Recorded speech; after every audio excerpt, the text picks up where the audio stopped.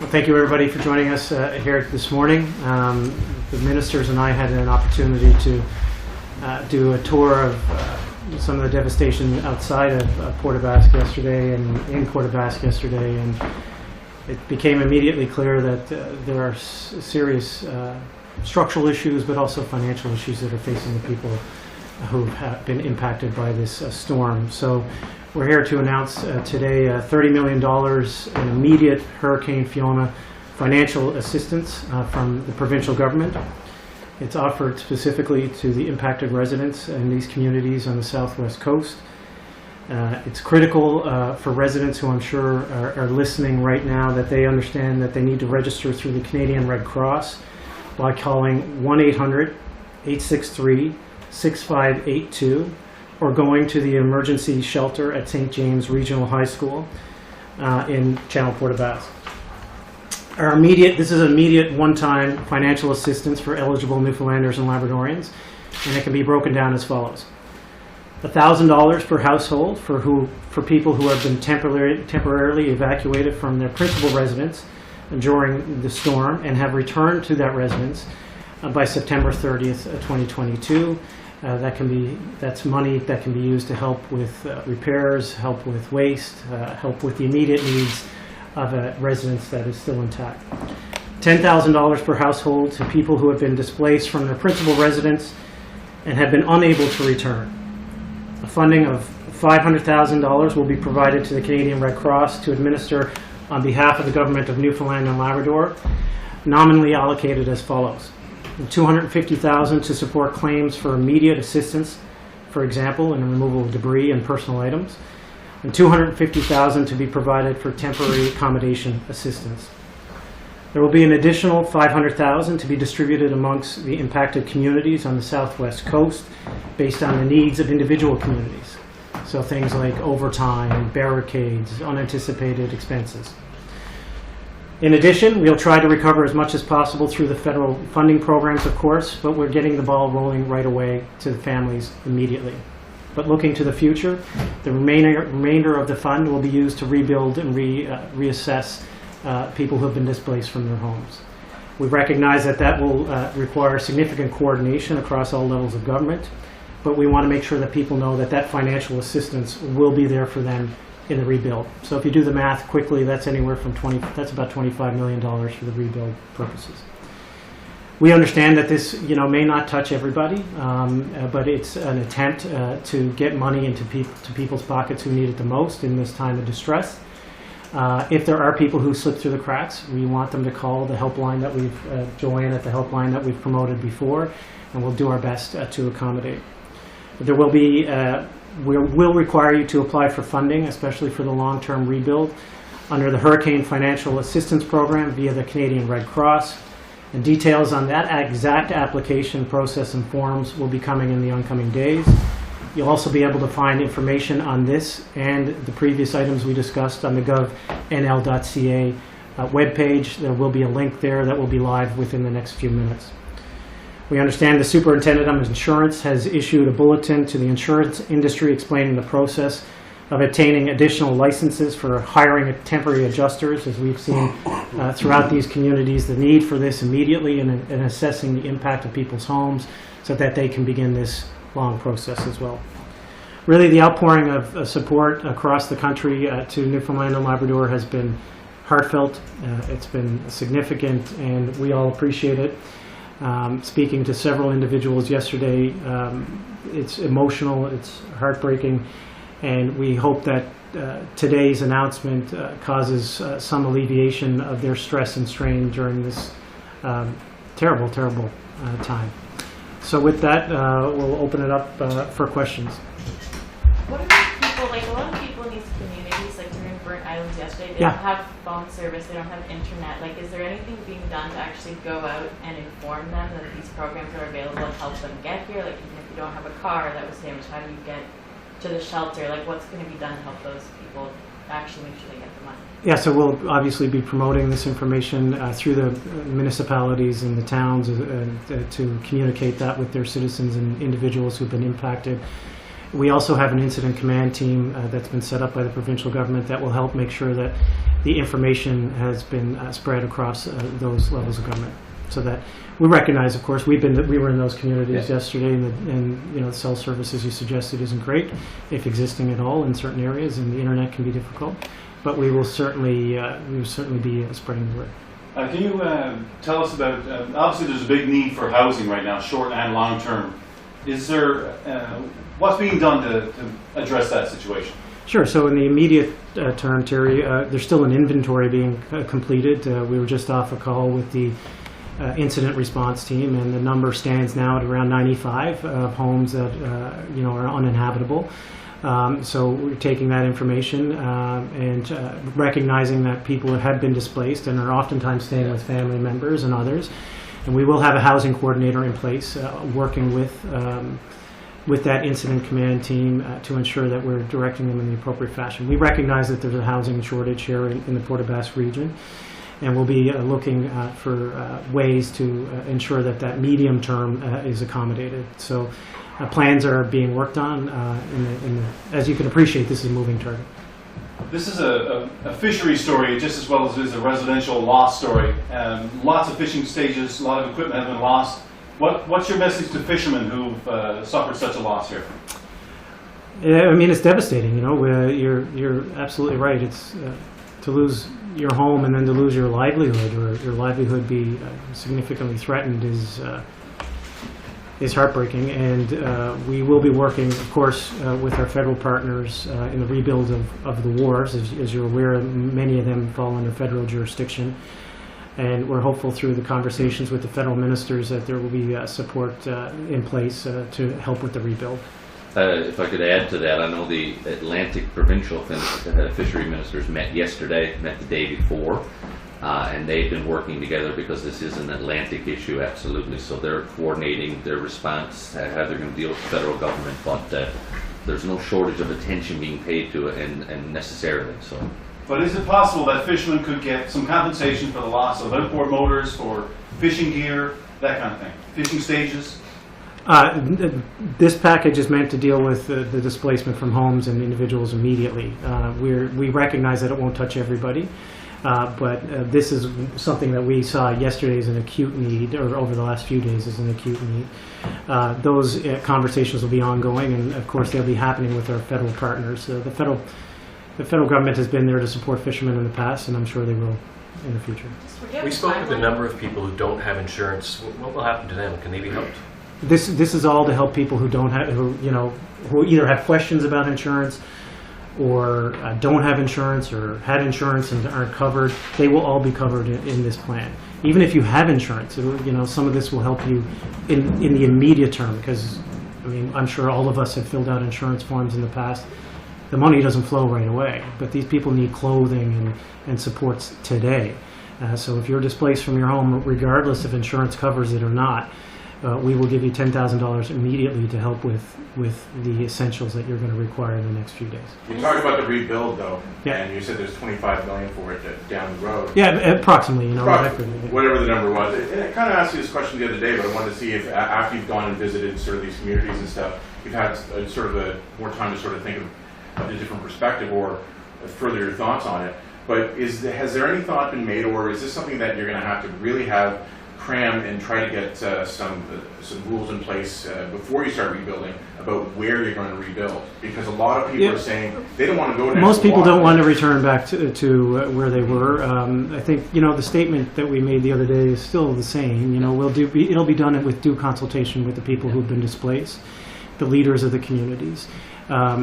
As well, but there's no question that people who, even who have intact homes there, are looking to move, and that's something that this province has done in the past, in the Badger floods, and people who have been in floodplains, we have accommodated that. So we are still having those discussions, and those are ones that will continue. And I think there is a willingness to have the acceptance and an acceptance and a wantingness to have the relocation effort somewhere that's less exposed to the ocean flow.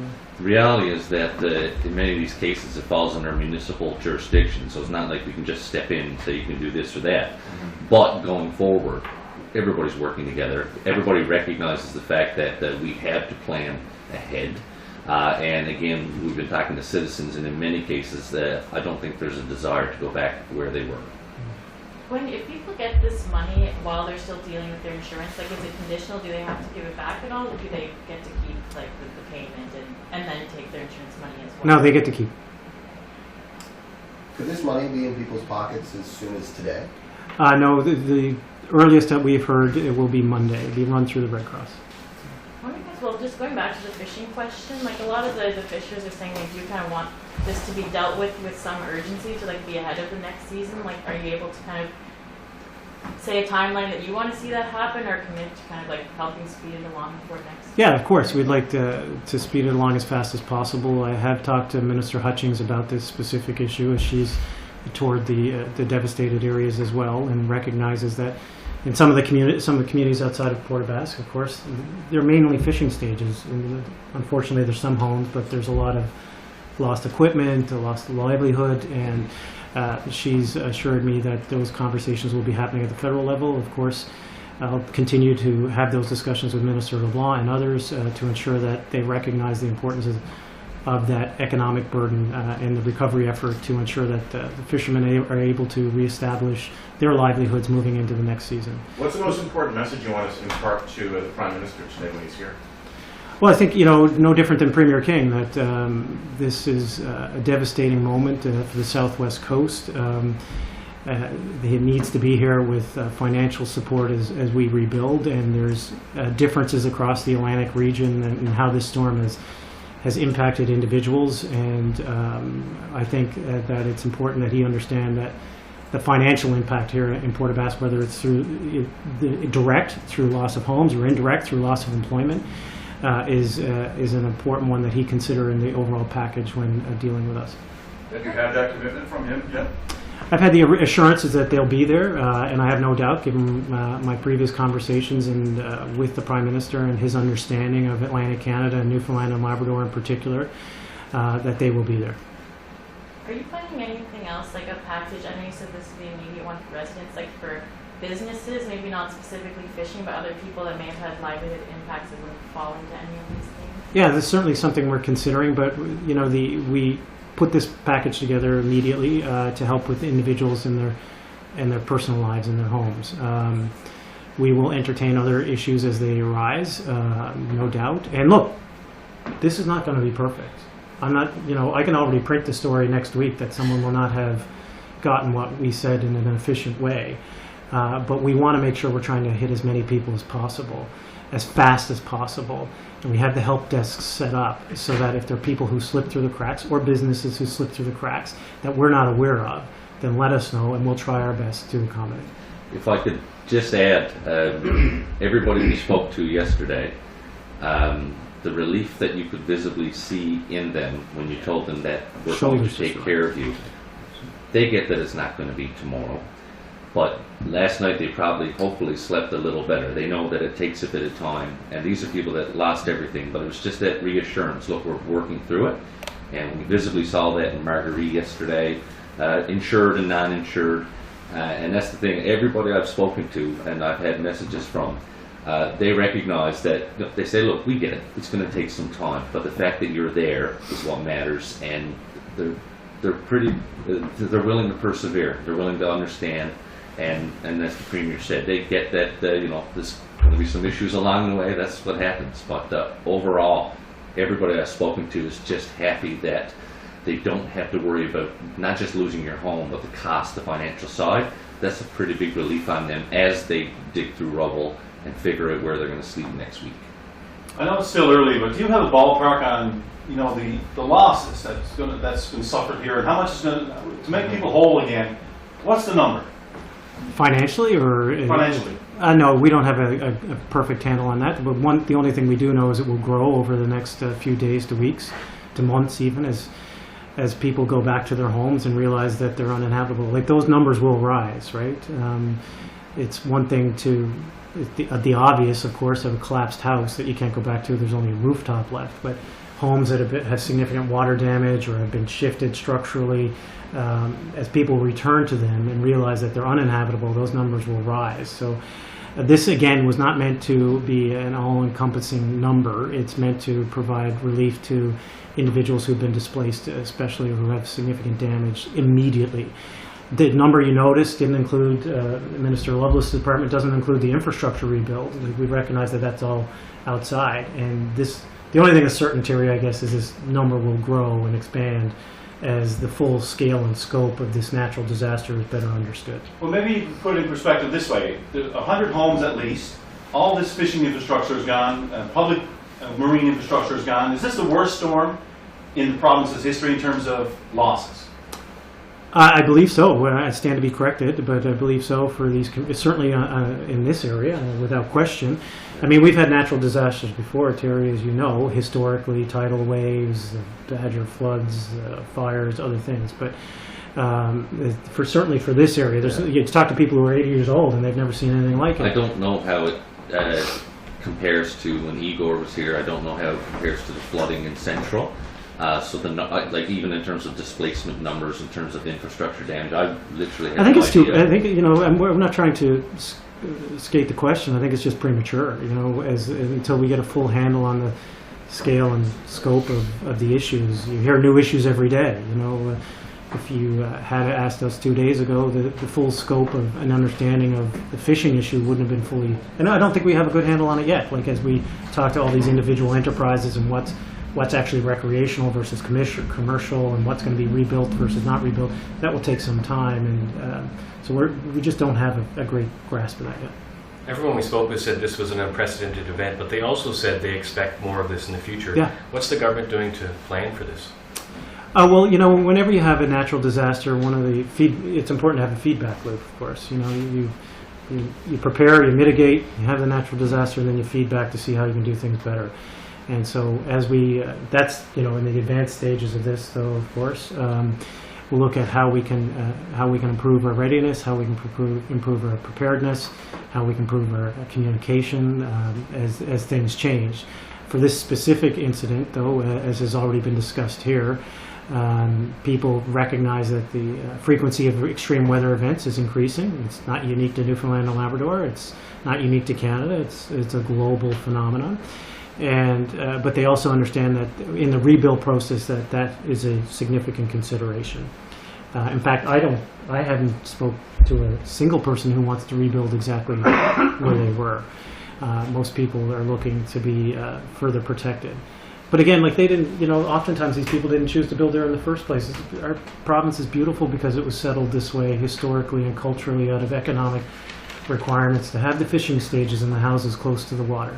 Times have changed, and we need to change with them.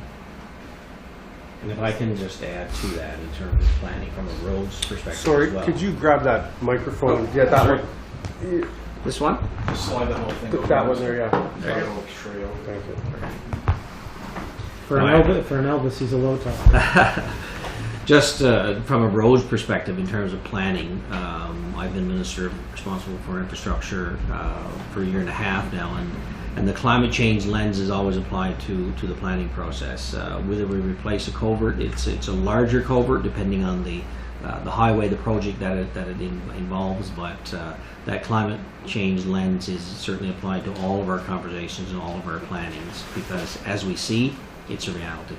Further on that, actually, I know that in some areas they've changed the rules. I mean, they used to say that you could only build like 4 feet above the water. Now it's like extra. Have you noticed a change over the last number of years where sort of the building rules have been altered because of climate change? Mm-hmm. There have been changes, and that's the reason being why our thought process has changed in terms of planning.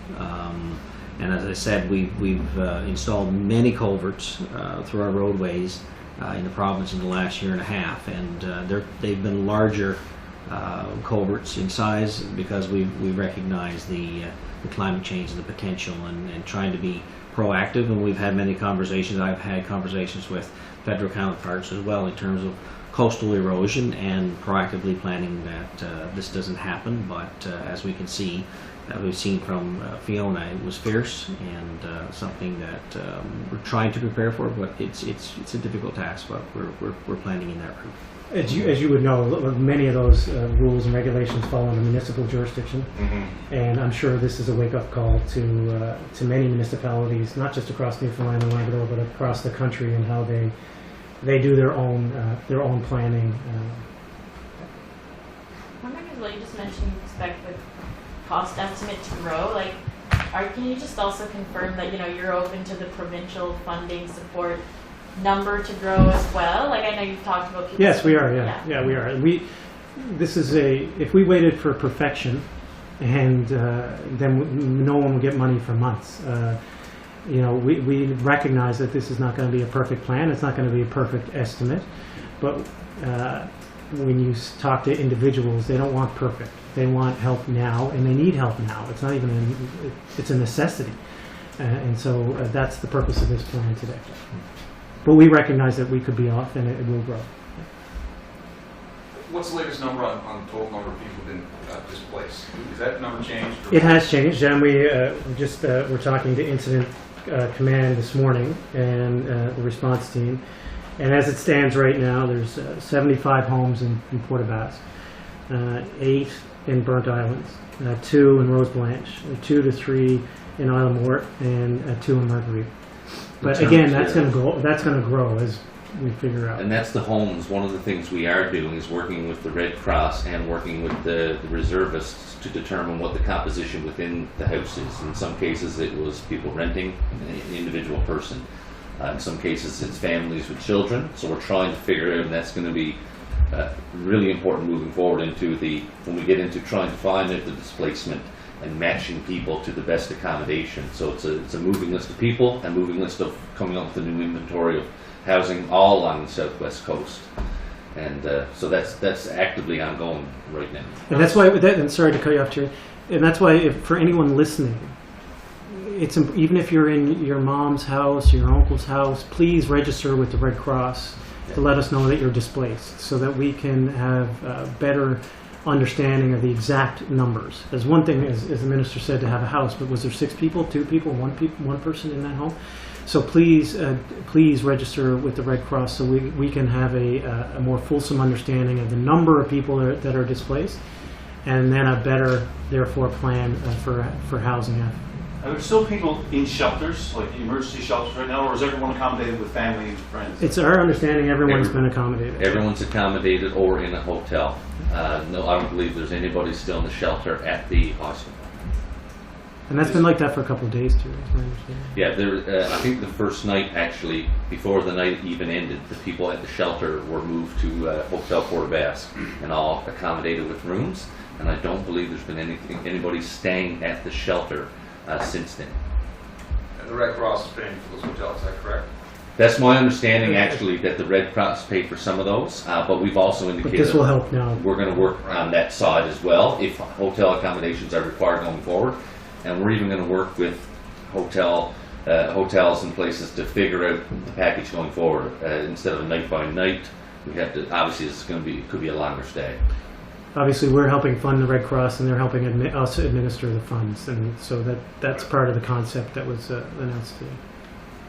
Just wondering, do you know where the Army has been and what they're doing? Yeah, so they're still coming, to be fully staffed. They have been.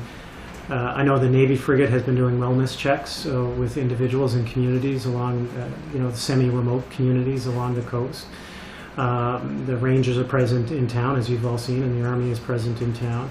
And they're being coordinated through that incident command, which I think is really important because it shows that there is a coordinated approach across all levels of government.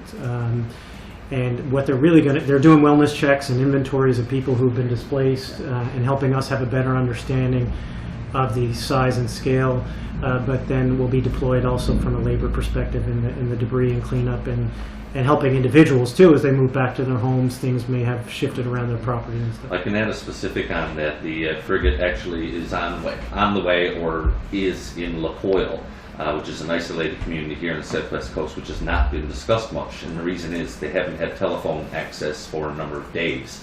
The Bella Line choppers have been unable to get there due to the foggy weather. And in fact, I know that there's, I believe, technicians on board who are going to coordinate with Bella Line to try to figure out the extent of the damage to their equipment, so that instead of having Bella Line staff go down, figure out the problem and come back, trying to figure out the problem so they can bring the necessary equipment. So the military's been quite helpful and willing to do what they can to help in that specific situation. But access to La Poile is still, they still have the vessel service going. The vessel's still going back and forth, and we've heard from people just about the phone service. I haven't heard anything else about displacement or any issue in La Poile. I have had some internet contact with constituents via Facebook. And I haven't been told of any issues down there in that sense. I'm sure there's damage stages, things like that, but the biggest issue right now is telecommunications. I know help has been flooding in from, we just watched the truck being unloaded with all kinds of supplies, but is there anything that's needed, generators or whatever? What's needed? I haven't had that communicated to me. I know on a day-by-day basis in terms of personal use items, I haven't had anything expressed to me that is a pressing issue. I think, the financial contributions are most desired. They will get to the people who need them the most. What we're working on now, and what I know Joanne's getting a lot of calls about at the response, is as we move into new housing situations, people may need beds, they may need household items like that. And I do think there's an ability to get into specificity on that. I know one individual may have an apartment lined up, they need 2 beds. We're working on that, and there are people offering it. I know of a hotel that's talked about being able to provide mirrors, just hardware, for a bathroom, things like that. They're there, but they're waiting for us to tell us what to send instead of sending it a load that we really don't have storage space for now. Yeah, and we should thank everybody for all those donations, and thank the Lions Club in particular, and Salvation Army, who we visited, and they're doing an incredible job of inventorying that. Can imagine, you guys have seen it, truckloads of items show up, and they are doing a good job of inventorying that, so that eventually, if people realize, okay, well, I don't have X, Y, and Z, we can coordinate an approach so that they can avail of X, Y, and Z. A lot of people are linking this to climate change, of course. Do we need to rethink our relationship with oil and gas? Look, I still believe that our oil and gas petroleum product is the one that should be used right now. It has a lower carbon footprint. We all recognize, I think we can accept the premise that oil is not going anywhere tomorrow. It's not going anywhere in 10 years. It's not going anywhere in 15 years.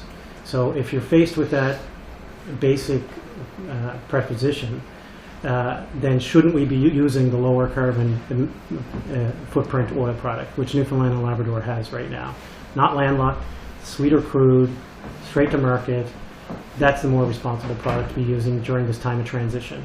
But as you've heard me say many, many times, we're not ostriching. We recognize that petroleum products play a role in this. And that's why we're developing quickly, and the minister's played an incredible leadership role in this. The green initiatives, like developing our capacity here for hydrogen and alternative fuel sources. Newfoundland and Labrador is, in my estimation, well positioned during this time of transition. We have the product that is required right now, frankly, across the world, but we also have the product that is required for the future. All right. We're good? Okay. Great. Thank you Thanks, guys everybody. so much. And Holly,